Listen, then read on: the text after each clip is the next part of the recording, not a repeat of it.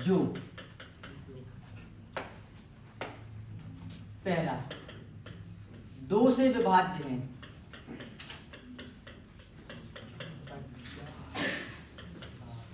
दूसरा 3 से विभाज्य हैं,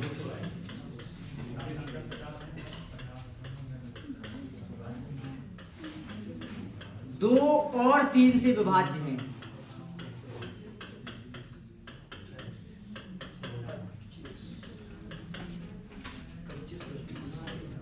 दो या 3 से विभाज्य है।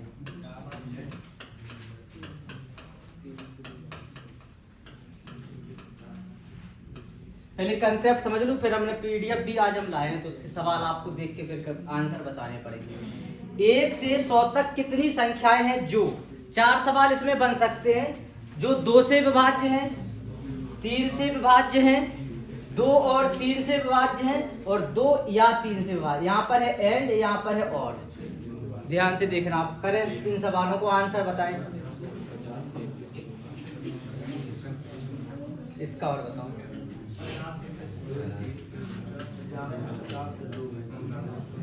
चलिए, सवाल नोट तो कर लिया होगा सब लोगों ने। अब समझते हैं सवाल को, इसके बाद आप लोग आंसर बताना। 1 से 100 तक कितनी संख्या है जो कितने से डिवाइड है? 2 से। तो ऐसे सवालों को करने के लिए कुछ नहीं, आपके नंबर ऑफ टर्म कितने हैं? 100। तो यहाँ पर आप 1 से 100 तक संख्या होंगी 100, और 2 से विभाज्य पूछा है तो 100/2 कितना आ जाएगा? 50। ठीक है। ऐसी 3 से विभाज्य पूछेगा तो संख्याएं कितनी थी आपकी? 100, और 3 का भाग दे देंगे तो कितने बार भाग जाएगा? 33 बार। रिमाइंडर कितना बच रहा है, शेष कितना बच रहा है, उससे कोई मतलब नहीं है, 33 बार। ठीक है। अच्छा, यहाँ पर बोलेगा 2 और 3 से विभाज्य।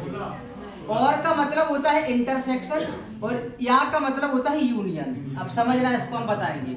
अगर 2 और 3 से विभाज्य बोले, इसका मतलब हमें 2 और 3 का क्या एलसीएम लेना है।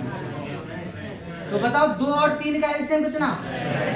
2 और 3 से विभाज्य होने का मतलब है वो 6 से डिवाइड है। एलसीएम और में हम क्या लेते हैं? एलसीएम। तो यहाँ पर हम क्या कर देंगे? 100/6। तो ये आपका कितने बार चला जाएगा? 16 का 96, 16 बार आपका चला जाएगा। ठीक है, चलते हैं।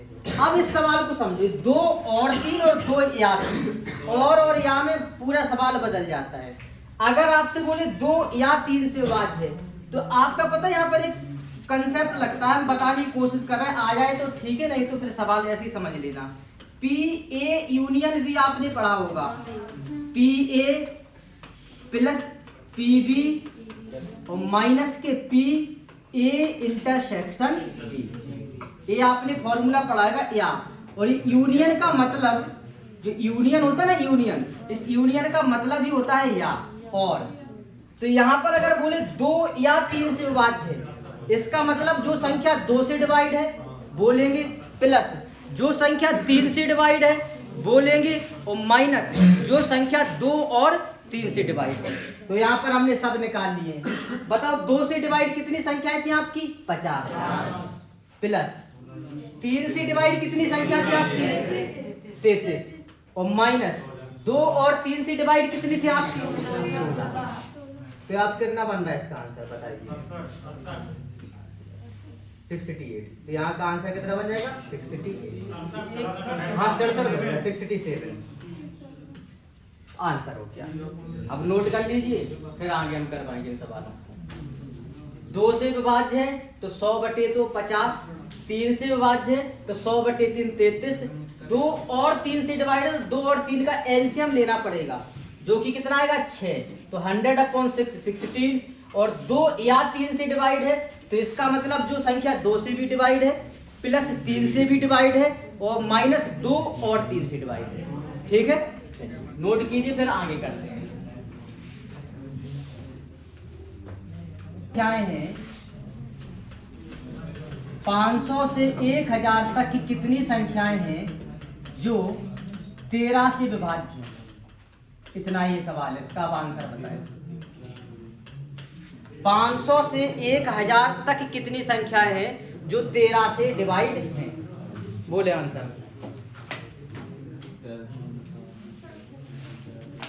500 से 1000 तक कितनी संख्याएं हैं जो 13 से डिवाइड हैं? कितना? 38 एक उत्तर आया विकल्प में है।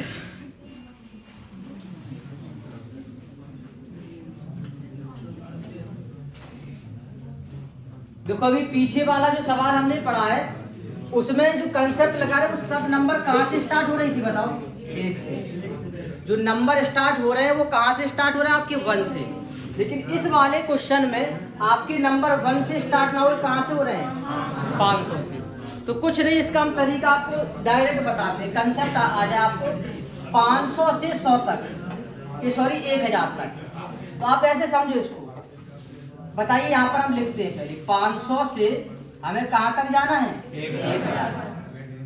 बताओ 500 की पहले क्या आया होगा? 499। ऐसे और जाएंगे तो क्या आया? तो अगर आप ऐसे समझना और 1 तक आएगी सीरीज। अगर हम 1 से लेके 1000 तक, अगर हम 1 से लेके 1000 तक की संख्याएं ले लें और उसमें से माइनस कर दें 1 से लेके 499 तक, इसको समझना जरूरी है।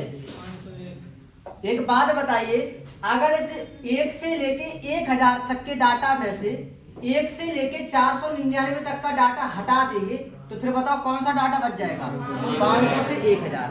तो अब यही कंसेप्ट बताने के लिए वैसे सवाल आ जाए तो अब इसको डायरेक्ट कैसे करते हैं ध्यान से देखना। अब इसको हटा रहे हैं, 500 से 1000 तक जाना है ना, तो 500 भी काउंट करना पड़ेगा क्योंकि तक है ना। तो 500 भी काउंट होगा और 1000 भी काउंट होगा, ये भी आपको याद रखना पड़ेगा। अब आप लोग थोड़ा ध्यान से समझें, बताइए 500 के पहले क्या आया होगा? क्योंकि ये सीरीज पता कैसे जाएगी आपकी 500, 501, 502, इसी तरीके से सीरीज कहाँ तक जाएगी? तो 500 के पहले क्या आया होगा? 499। एक काम कर लो, 1 से लेके 1000 तक की संख्याएं निकालो। 1 से लेके 1000 तक की संख्याएं निकालो तो 1000 और उसमें कितने से डिवाइड होनी चाहिए? वो 13 से डिवाइड कर देते हैं तो कितना आ जाएगा? 13 सत्ते 91 और फिर 6 78, 76। और फिर हम 1 से लेके कहां तक निकालेंगे? 499 तक। तो हो जाएगा 499 बटे 13। तो ये कितना आ जाएगा आपका? 13 तिया 39 10 और 13 अट्ठे 104 38।